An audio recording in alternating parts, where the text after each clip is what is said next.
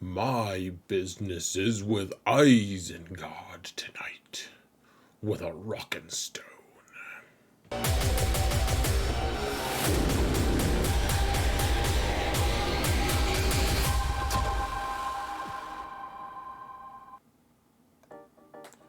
Hello everyone, and welcome to another episode of Zareth Prevails, a Grand Arena story. We're fast-forwarding one more match, folks, and we're in the finals of this current 3v3 season, the 6th total match out of 9 of this 3v3, and we did win our last one. It was a little bit rough, and we basically got bailed out by fleets, but, I mean, it was a skill thing that made it happen, so I won't take too much unblame for it. I'll take a little credit, I guess, is what I'm trying to say. That being said, we're in the finals. We're in the top 50. This is going to be rough. So, here's the situation. We're facing this guy. You try to pronounce his name. I'm not going to try that. He's from the Big Chewpio, one of the best guilds in the game in terms of GAC. Well, GAC too, but Territory Wars is what I meant to say. I do have more GP than this guy, though he is on a 6-match win streak. You can see our mods are, I don't know, similar. He's got a pretty big advantage, actually, once we get to like the 15 to 19s, but I'm doing okay. I'm holding my own, and I do have a relic advantage. I also do have a significant datacron advantage, though that has not seemed to slow my opponent down much. They've had a ton of success so far in GAC and 3v3, and yeah, all those datacrons, man. They don't mean everything. People tend to construe it as such. Now, for my defenses, remember, I've been transitioning to a new job, and I just didn't have a lot of time to study. I think I scouted a couple matches. I was like, okay, I think he's playing efficiency. And so all I did, I swapped out my Commander Luke team. I kept Commander Luke and placed Starkiller on the bottom front with Old Ben and Visas Mar. And we have the Old Ben Kron. So I thought, maybe that'll be good. Who knows? My opponent placed something very similar to what they've been placing. They put Rey down, and like every good boy and girl does. They put Lord Vader with Maul, and then a really fast, she's not that fast, but fast enough because she gets speed up at the start, 9th Sister. And then, you know, the Malgus team with Relic 9, of course, General Skywalker, and a pretty slow Qui-Gon team, though I didn't really have any good counters for it available. Up top, they have their Commander Luke team, Darth Maul squad. I have to kill Maul twice if I wanted to win. And let's see, yeah, that dash with the crazy bonus turn dash squad, not fun. And then, you know, other things with stuff. Before we jump into the fight, folks, do want to remind you, if you want to support this channel for free, all you've got to do is hit that like button, subscribe, comment, help me, help you, help all of us, help our community to mount the algorithm collectively. It's a whole awesome, fun thing to mount the algorithm. If you haven't tried it, listen to my monotone. Do the mounting. My opponent apparently decided to try to mount something else and got a really good score before I went. In fact, it's less than 2 hours in and he's already cleared me for 2043. My Maul did get a hold. Everything else he one-shot. The top zone he actually one-shot for 57 each. Not cool. He needs to learn some politeness. But otherwise, very impressive. Very, very impressive. Let's get into the fighting, shall we, folks?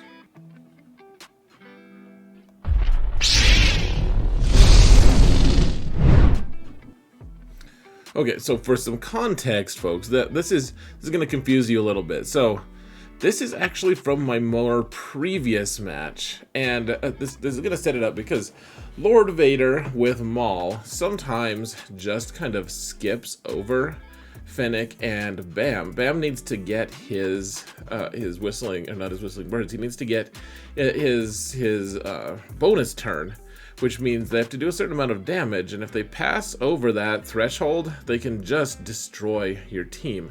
So here's what happened in my last match. It didn't end up ruining everything for me like I thought it might, but it can be pretty devastating. So remember, this is not what happened in the match that I'm showing you guys.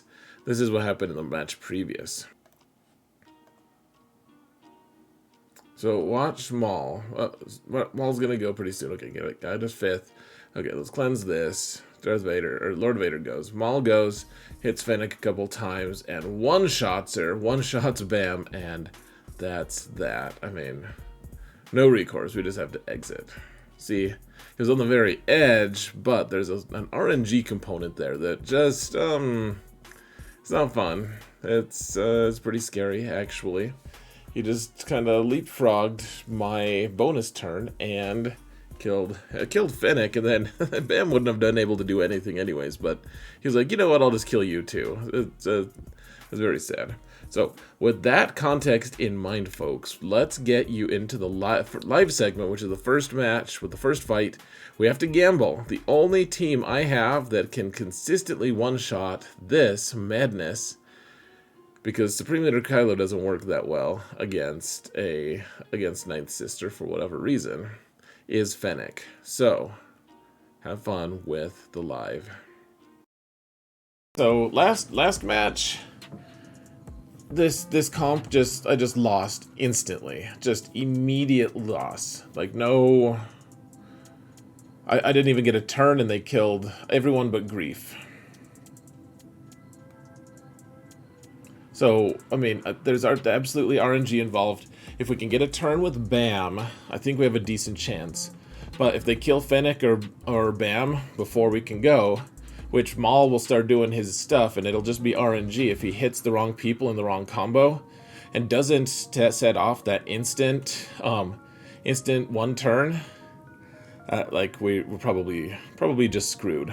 Right, you know, that's why I said I called this stream what I did. Come, my friends. The Ents are going to war. It is likely that we go to our doom. Last march of the Ents. Let's do this. Or not, as the vagaries of RNG will determine.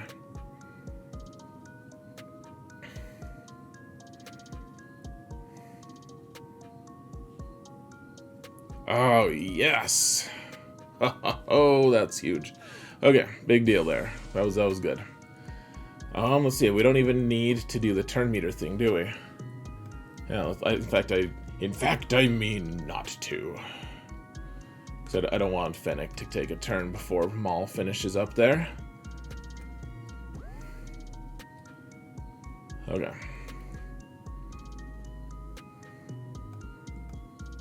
Now we just have to keep from going into poop stances, all folks. Okay. Okay, so she's gone. He's gone. Alright.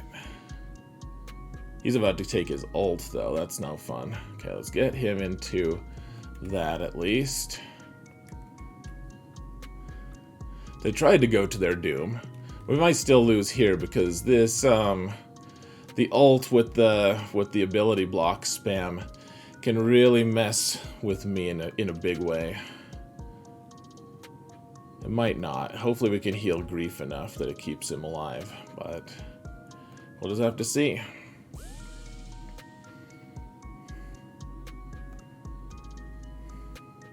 Yeah, hopefully he's out of his thing by now.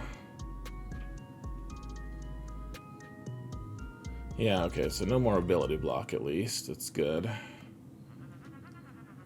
For now.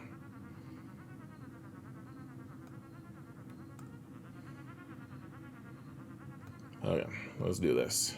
There we go. Good banners, too. Good start. Good start, folks.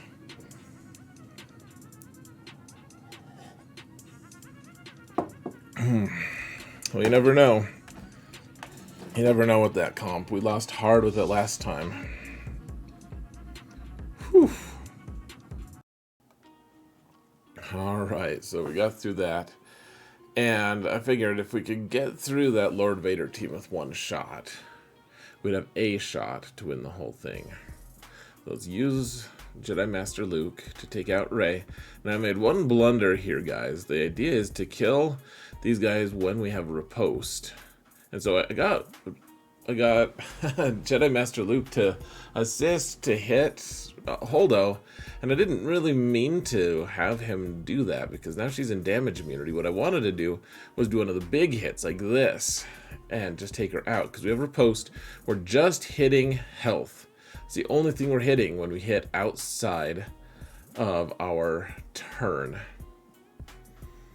So, we're just stuck hitting Holdo, like slow Holdo. Mentally slow Holdo. She needs to just hold on. Hold us off. I don't know. She needs to just stop. Just like me.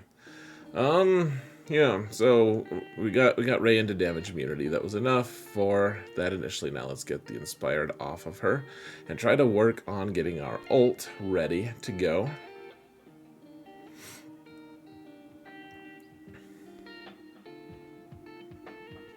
Alright guys, we can't really afford to lose anyone here. We can't afford to lose any banners. He only dropped like 40 banners. If we drop one fight, I'll probably just lose. And so yeah, we got to finish this off as quick as we can, folks. If we can. There we go. Cool. Alright, 54 banners. Dropped 3. So we've dropped 5 so far. Though they were against his 2 best teams, most likely. Now with this comp, folks, you want to start with the AoE because Sith Empire Trooper just doesn't do enough damage. Like, see, he did his AoE. Though actually, I think if I'm remembering his kit correctly right now, I think that his AoE actually hits health, which is something we can obviously heal. We can't really heal protection on any of these guys. But if we do the AoE with Supreme Leader Kylo, that gives advantage to Zombie that never leaves, even in death. So Malgus is just focused. He's focused. All his will is on it. And yeah, he just kills Zombie over and over again, and none of the other guys get any sort of, I don't know, penalty. You can see old Daka's protection is starting to turn into nothingness because of Kylo's lead. But look at that, 56 banners. Pretty smooth. I mean, obviously you have to use a GL, but you get through it pretty easy. Alright, you guys have seen this before, so I think we're making it a little faster than usual. Now, damage immunity on Skywalker doesn't mean that his protection doesn't just disappear instantly when he takes a turn against Sith Eternal when he's linked. So we're just hanging out here. You guys have seen this before, so I don't feel like I need to really explain that much more of it. We're just trying to get it. You don't want to pop your ult. This is one of those things that people are like, man, Sith Eternal's so bad in 3v3, or not just in 3v3, just in general without his ult. And I'm like, you know, I understand that idea, but he's not bad. I mean, sometimes he's not the very best, but you can kill that General Skywalker team every time without the ult. Now, you guys have seen me do this a few times lately.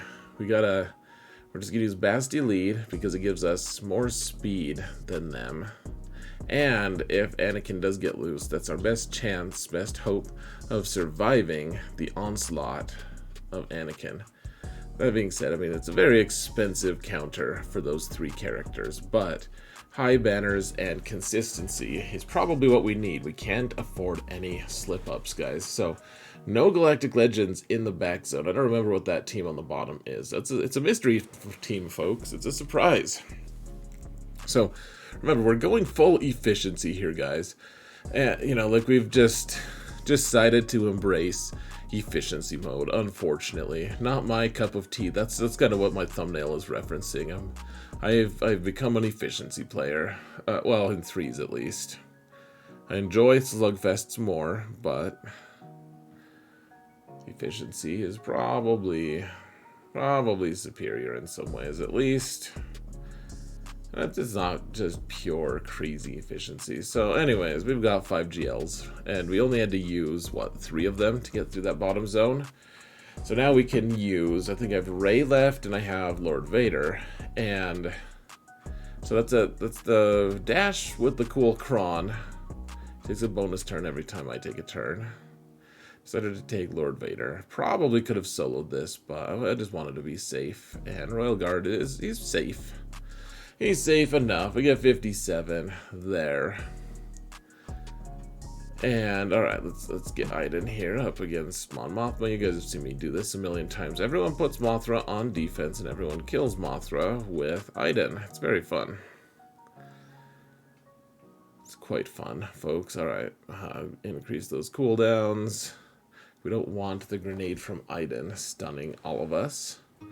It's bad business. Bad omen if she does that. So, anyways, kind of just dancing around here, trying to figure out exactly what we want to do. We still have the revive buff, and I'd really rather Kyle Katarn not get a turn. So now, okay, we can get. Well, we got Death Mark on for a second, but apparently Cara just went and got rid of it. I don't really know what happened there. Mon Mothma didn't like wave her arms. She didn't like flail her arms to be able to bring Cara Dune back. And so I don't know. You know, to be able to cleanse Cara Dune. Okay, look at how close Mon Mothma is to death. I managed to get the AoE and kill her. I was like, yes, because getting an actual kill on Mothra is very satisfying. Also got the 57. All right, so there's this AdRad team. It's got the Omicron, got all the stuff, but we've got the fancy dash as well with the bonus turn Datacron, and wow, we just burned him down. Whew. It's rough, man. It's a tough day. Tough day at the office. Why don't you go home, AdRad? You can steal 2 banners. That's fine. All right. So this was a blunder, actually, folks, and not for the reasons you might think. So we're taking Traya and Thrawn and Nihilus. A lot of people are like, why do you want Thrawn? Why not Scion? And you know, like, don't you think Scion would be better? And yeah, like their internal synergy, sure, that's true, that's accurate. However, Thrawn gives us something that Scion just doesn't have nearly as good of job. He doesn't do nearly as good of a job. So Thrawn and Scion, they do maybe you might say they do a comparable job of control. Like Scion forces them to taunt him and Thrawn just fractures them. But what Thrawn can do, he can pass the turn so he can facilitate more turn meter movement. And, even more important, he can heal protection. And so, the idea is, as long as we can survive through this initial onslaught, because it's just a crew team, and it's Relic 9, I was like, you know what? I bet we can make this into a full banner fight. Because remember, we're trying to play efficiency here. It's not just get kills, it's get as many banners as you can. So, we're not annihilating. We're not even doing fracture right now. We're just trying to. Yeah. So I'm trying to remember when his last 2-turn stun was. Eventually, okay, we got the heals and we got finished. So, okay, all right, we got it. So after a long time of debate, guys, this took me a really long time. Here, let me just pause the video for 1 sec. It took me a long time. Oh, look at that. Fifth brother looks like he's like on an invisible hoverboard or something. It's kind of fun. So it took me a long time to figure out. I was like, I intended to keep Traya for this Grand Inquisitor team, because this Grand Inquisitor team plus 40 speed on all of them, and Grand Inquisitor is not that fast, but Fifth Brother and Seventh Sister are both make them almost 400 speed here. They are ridiculously fast, and you know, faster than my Gideon, faster than my Darth Vader, and you know, or Watt. The idea being, though, Darth Vader can do his infinite loop against these guys. They're not protected against it. And so, you know, after a long time of thinking, because I didn't have that many teams left that could really do that well, Grand Inquisitor is much stronger than people give him credit for, folks, honestly. At least if he is modded well. And this one is modded extremely well. But we have the stupid Datacron that lets us just cycle through. Let's just cycle through, folks. Yay. This is the meta for the next 3 months after this, too.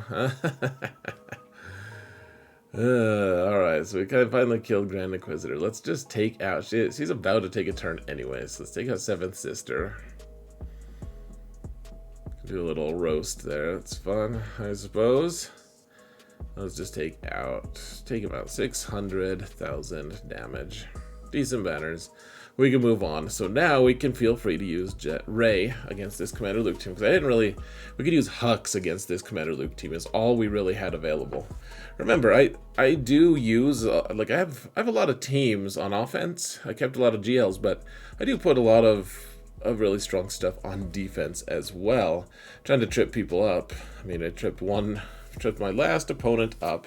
My Maul team killed his full bastard Darth Revan team. It made me feel fancy. But we're just trying to we want to get one slice with Rey to do the whirlwind. And they have crazy high tenacity here, guys. We can't land any debuffs with R2-D2, even if we are proccing. But if we can do the whirlwind, kill Luke, then we can go into ult and die happy. We have enough. It looks like it's really rough, like our health bars are really uneven, but the reality is, folks, that Rey is the only one who took any health damage. She has some health damage. The rest of them all have their full protection because her protection up just saved her. Okay, so this is a comp we used to not be able to use, guys. So CLS, Han, and Chewie. I mean, I realize that it's 2 teams folded into one, but the idea is we have the riposte Datacron here. And so there we go. Miss Stardust, she's like, hey, you can't hurt me. I have a bunch of bonus protection. And Luke is like, I'll just hit your health and kill you. And she's like, damn it all. And we got a 57. Okay, so my opponent, I don't know if he meant to, if he just ran out of crons, what he was doing. He didn't put a Datacron on his Shaak T squad. He forgot to or something. So my troopers were fast enough. So let's go punch him in the face, troopers. There you go, 57. Easy enough. You'll note that I instead of just like deferring the turn with Piett or trying to daze them, I just decided to call the assist, just for fun. Okay, so this was an interesting one. They have the evasion from Maul, but I actually have a Datacron that gives me 40% on being able to hit, whatever it is, accuracy on the Datacron that they're using, and so. We're not missing. They're missing a lot. Now, remember, it's not because I have dodge. It's because I have foresight. You guys can go back and watch. All those misses were from foresight. Yeah, they just kind of looked like the dodge cron. That's all. Okay, can we kill this last team here? General Grievous. Hold on. General Grievous never stood a chance against any Wampa that I've seen. It's not a fair fight. For some reason, I figured that Grievous would have enough damage, but he just doesn't. Wampa just kind of shruggos it off. I think it's because Grievous doesn't, in the end, do a ton of damage himself. It's just withering extended damage. So we got through all the squad zones fairly efficiently. You saw me kind of just run through it. I mean, that took us, what, 12 minutes to get through all of those, except for the live version. Like, it's pretty crazy. But if we fail in ships, then we're in trouble. So, the thing is, we do have Profundity available. We don't have Executor. I put Executor on defense, just in case we could maybe trip him up a little bit. And, you know, he did cheese his fleets. So, alright, I was foolish here. We were supposed to be trying to kill the Hyena Bomber, trying to get that twofer or something. And, alright, what do we want to do here? I guess let's just use Plo's basic here to take out Hyena Bomber before he can start healing or doing stupid things like laying eggs or whatever it is you do with Hyena Bombers. Whatever Hyena Bombers, Mommy Hyena Bombers and Daddy Hyena Bombers do in privacy. I don't know what I'm babbling about, folks. I'm trying to figure out what I want to do. So their spy got in, and that's not ideal. Didn't target anyone too problematic, but I mean, obviously that Y-Wing's seen better days. Decided to bring in Ahsoka, and we'll just kill off Sunfac here. And so we don't want Spy to go into hiding, really. I want Anakin to do a hit on Spy is what I want. If I had my druthers, yes, let's do a hit. And now, let's send in the Y-Wings. Killed all 3 of them. Got a 72. Felt a little sketch there for a sec because I kind of blundered, but we got it. We got it. All right, so we've got Profundity against the Executrix. I think that's the cool new thing people are placing these days is Executrix. And yeah, let's just feel it out. I think I made a couple mistakes here. I don't remember what they were really. That's not me saying like, oh yeah, I'm so good. Remember, we are on fire. We're on locked cooldown or locked debuff fire because it's TIE Bomber. ITB ITB.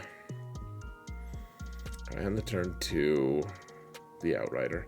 The Outrider is so crazy good with this fleet. I mean, it was designed to go with it, but still. All right, managed to just take out that hapless Gauntlet. That was nice. That felt good. Feels good, man.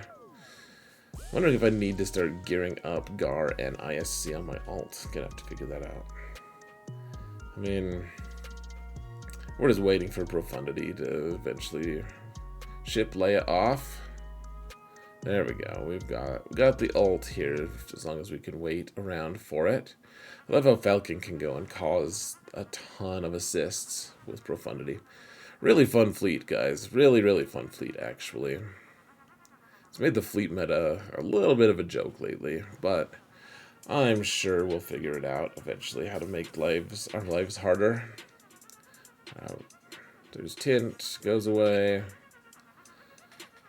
I mean, at this point, it was like, all right, I think we can get the win as long as we get decent banners on this next fight. We don't drop anything. So what I decided to do, so Finalizer has the opportunity for much higher banners, but it also has the opportunity to fail against Radis. So I decided to just use Malevolence, even though Malevolence is usually pretty ugly against this team. It's still, yeah, look at that drive-by for the Falcon. It's just so sick. This ends up being a more consistent win. So let's just take out the Star Fortress right now. We'll try to take out the Falcon later, but may as well, because Falcon has evasion up and all that. So we might struggle here regardless. Oh, we didn't have the blocker, the whatever you call it. Gosh. Didn't have the forced taunt. I don't know why I said blocker. It's been a long day, guys. Long night. Long days, long nights. Sounds like a country song, I realize. Alright. So we got the kill, and I was just blown away by this score, folks. I have one of those moments from old school where, he's like debating, and it's like the idiot, they let the idiot debate, and he says all like this perfect speech, and the opposition is just like, oh my gosh, that was amazing, that was perfect. We don't even have a response, and everyone's like, nice, you won it for us, and he's like, I blacked out. What happened? Like, he couldn't have done it himself. He had to be blacked out. Some supernatural force caused it to happen, and I feel like that's what happened here. Like, I dropped a total of 13 banners, and against Radis, I dropped 7 of those. Like, I dropped over half of the banners that I dropped total on the weakest fleet in his zone. So, I don't know, guys. Kind of weird. Let's go to my final thoughts, shall we? So am I an efficiency player now? I would say no. Not really, not at hard. It's not as fun as a slugfest, but 3v3 is where we're at, and, we won our group from it. That's nice. That isn't nothing, guys. That ain't nothing. So we got the win, and now we're like number 37 on the leaderboard. It was 36. It shifted to 37, so I might shift a little bit more, but I guess just hold on and prepare for the 0-3. If we can get one more win, though, guys, we'll be able to stay in the top 50, and we'll start 5v5 in the top 50, which is something I've been hoping for a long time. So I'm going to let you go. Thank you all so much for watching, and remember that in all things, Xaereth prevails.